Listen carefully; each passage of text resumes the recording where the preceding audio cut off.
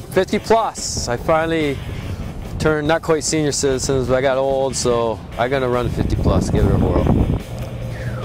50, I started when I was 17.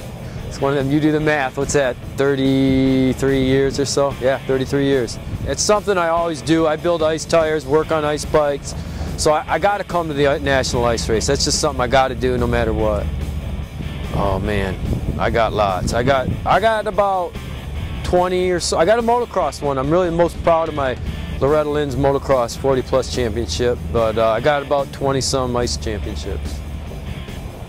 You know, I'm okay. I'm not the greatest guy going at this. I do okay at it. I don't know, it's just something. I remember the first time I ever rode an ice bike, it's like I took to it pretty good. And you do gotta have good equipment. I'm kind of a gearhead and I work ice bikes.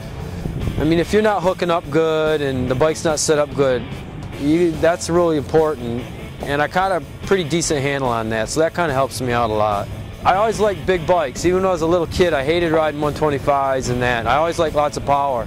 So for me, it's the power. I do have a 450.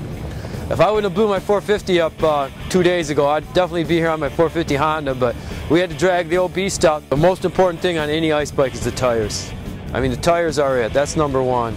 Tires and then the chassis and the motor.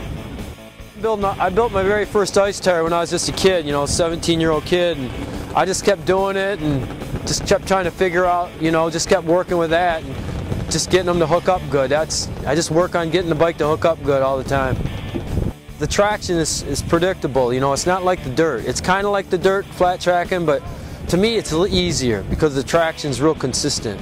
So I think I think it's easy to do.